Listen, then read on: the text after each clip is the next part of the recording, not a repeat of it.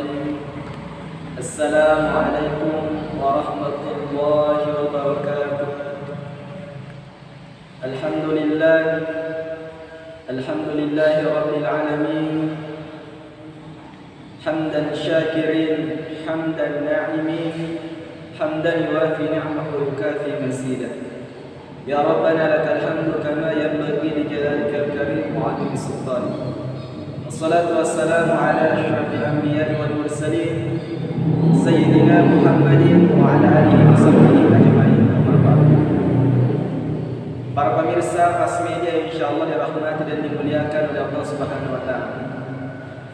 Selaku seorang hamba, senantiasa kita mengucapkan kata alhamdulillah atas segala nikmat yang Allah berikan kepada kita. Kata alhamdulillah merupakan perwujudan bahwa kita telah mensyukuri nikmat yang Allah berikan kepada kita. Begitu pula salam serta salam kita kirimkan kepada manusia teragung, manusia yang mulia sepanjang masa, yakni Sayyidina wa Maulana Muhammad sallallahu alaihi wasallam. Allahumma salli ala Sayyidina Muhammad wa ala Sayyidina Muhammad. Dewan Hakim dan para peserta serta para pemirsa Fast Media insyaallah dirahmati dan dimuliakan oleh Allah Subhanahu wa taala. Dalam sebuah hadis yang diriwayatkan oleh Ibnu Abbas, dari Ibnu Abbas radhiyallahu anhu, bahwa Rasulullah sallallahu alaihi wasallam bersabda, "Arba'u man nu'tihunna faqad u'tiya khairat dunya wal akhirah." Jadi kata Rasulullah, ada 4 hal, siapa yang memiliki keempat hal tersebut maka dia mendapatkan khairat dunya wal akhirah, dia akan mendapatkan kebaikan di dunia dan kebaikan di akhirat. Lalu Rasulullah menyambung perkataannya. Yang pertama kata Rasulullah adalah lisanun dzakirun, lisan yang senantiasa berzikir, senantiasa mengingat kepada Allah. Ketika mendapatkan berita gembira, kita ucapkan alhamdulillah. Mendapatkan kesenangan, kita ucapkan alhamdulillah. Ketika kita melakukan kesalahan, kita ucapkan astagfirullah. Ketika melihat sesuatu yang aneh, kita ucapkan subhanallah. Ketika melihat sesuatu yang membuat kita senang, membuat kita takjub, kita ucapkan masya Allah. Itulah lisan yang senantiasa berzikir kepada Allah. Bahkan ada seorang wanita yang senantiasa mengamalkan bismillah, bismillah. Setiap langkahnya, setiap sesuatu yang dia ingin lakukan, senantiasa dia mulai dengan bismillah. Bahkan suatu ketika, karena suaminya sudah merasa bosan dengan kata-kata istrinya itu, istrinya senantiasa mengatakan bismillah, bismillah. Akhirnya sang suami berinisiatif untuk bagaimana supaya istrinya ini bisa hilang dari hadapannya.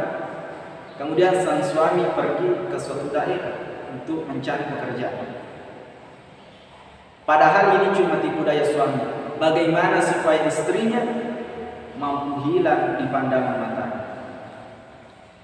Walhasil sang suami memberikan kado kepada istrinya. Dan ternyata isi dari kado tersebut adalah ular besar. Ular besar. Pas sampai di rumah, ketika itu sang istri mulai membuka kado itu. Dan pada saat istrinya membuka kado tersebut, dia mulai dengan ucapan bismillah.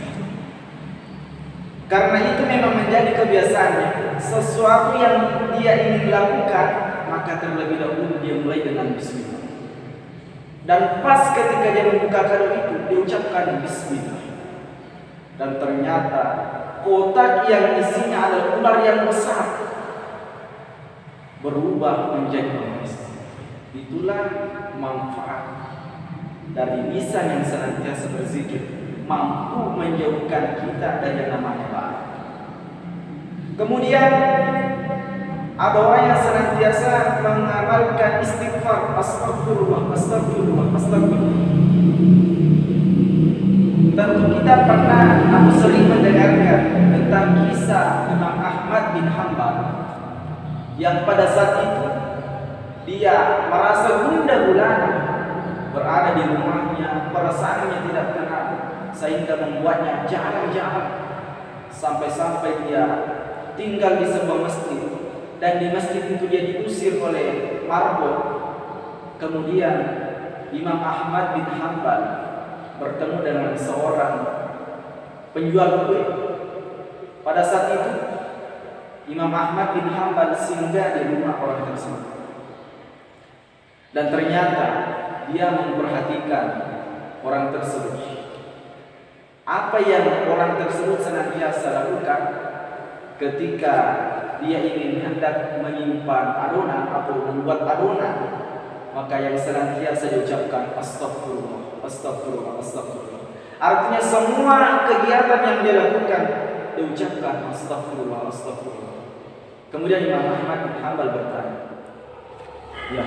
jadi Imam Ahmad bin Hanbal bertanya, apa sih yang kau dapatkan ketika senantiasa mengucapkan astagfirullah? Kata orang tersebut, belum pernah saya meminta kepada Allah kecuali Allah memberikan.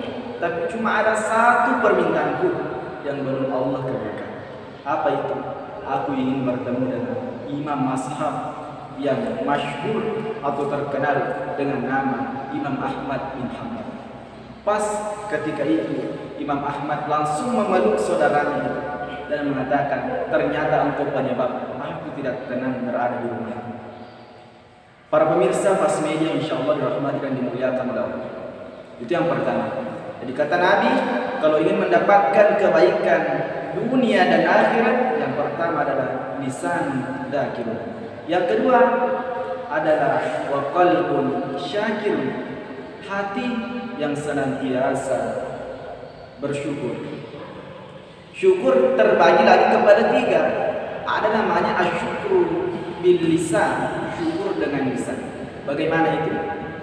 Dengan mengucapkan alhamdulillah. Kemudian ada namanya asyukru bil qalb, syukur dengan hati. Itu dalam sebuah hadis Nabi mengatakan, warda bima qasamallahu lak takun abnan nas. Dan ridolah dari apa yang Allah berikan kepadamu, takun abnan nas, maka kau akan menjadi orang yang terkaya. Kemudian ada namanya asyukru bil arkan, bersyukur dengan perbuatan. Bagaimana ini? Ketika Allah memberikan kepada kita tenaga, pikiran, kesehatan, maka cara untuk mensyukuri nikmat itu dengan kita memperbanyak ibadah kepada Allah. Kemudian yang ketiga dari Rasulullah, yakni wa badanan 'alal bala'i sabir. Badan atau ke tubuh atau ke diri kita ya, senantiasa bersabar atas cobaan yang Allah berikan kepada kita. Kata Rasulullah, as-sabru 'inda as-sadamati ula. Sabar itu ketika pas pukulan pertama. Satu sahabat yang meninggal suaminya di saat perang, maka sahabat itu dinasihati oleh Rasulullah, bersabarlah wahai saudara. Tetapi karena orang ini tidak mengetahui bahwa yang menasihatinya adalah Rasulullah, apa yang dia katakan macam menyiku mana? Padahal orang yang menasihatinya adalah Rasulullah. Pas dia tahu, langsung dia mengatakan, wahai Rasulullah, saya mohon maaf, saya bersabar atas musibah yang menimpa. Maka Rasulullah mengatakan, as-sabr 'inda as-sadamati ula. Sabar itu pas pukulan yang pertama. Bahkan di dalam Al-Quran Allah mengatakan, innama yuwaffas sabiruna lahum ajruhum bighairi hisab. Sesungguhnya orang yang senantiasa bersabar atas cobaan yang Allah berikan kepadanya akan mendapatkan pahala bighairi hisab, tanpa ada batasan, insyaallah. Kemudian yang terakhir adalah wa zaujatan la tabghi khawnan fi nafsiha wa fi mali. Ketika seseorang memiliki istri yang ketika ditinggalkan tidak ada kekhawatiran terhadap dirinya dan harta yang dia miliki. Artinya apa? Dia mampu menjaga dirinya dari laki-laki lain ketika suaminya sedang berada di luar rumah atau berada di luar daerah. Itu suatu sahabat, ada seorang wanita yang memiliki suami dan suaminya itu pergi untuk berperang. Kemudian dia berpesan kepada istrinya, "Wahai istriku, jangan sekali-kali engkau meninggalkan rumah tanpa seizin." Karena istri yang soleha, istri yang nurut terhadap perkataan suami, maka selama suaminya pergi, meskipun berita apapun itu, dia tetap setia terhadap apa yang suaminya perintahkan kepadanya. Bahkan ada orang utusan yang datang dari kampung halamannya, bahwa ibumu sakit keras. Kenapa engkau tidak pernah pergi menjenguknya? Apa kata wanita tersebut? Saya memohon maaf. Betapa rindu hati ini untuk bertemu dengan seorang ibu. Tetapi apa yang bisa saya buat? Suami saya melarang saya untuk keluar dari rumah. Suami saya melarang saya untuk pergi tanpa seizin. Bahkan ibunya pun meninggal, dia tidak datang. Kemudian perkara ini dibawa menghadap kepada Rasulullah. Ya Rasulullah, sesungguhnya si fulana ibunya sakit, dia tidak datang.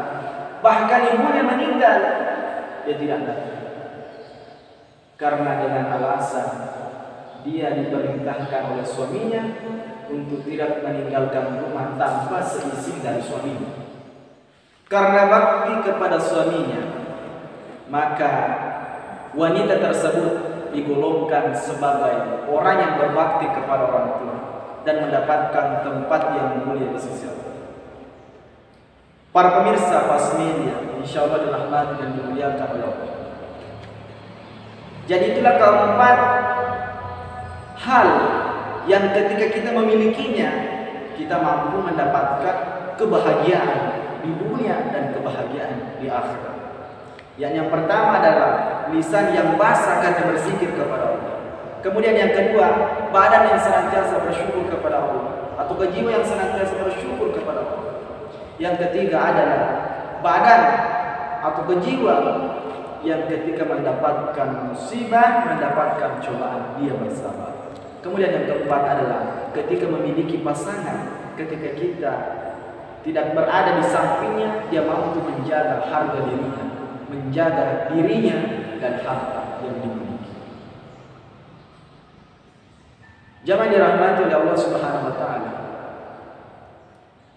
Makanya jika ada benarnya itu datangnya dari Allah, jika ada salahnya itu datangnya dari pribadi pembicara. Hadanallahu wa iyyakum ajma'in. Wabillahi taufiq wal hidayah. Assalamualaikum warahmatullahi wabarakatuh.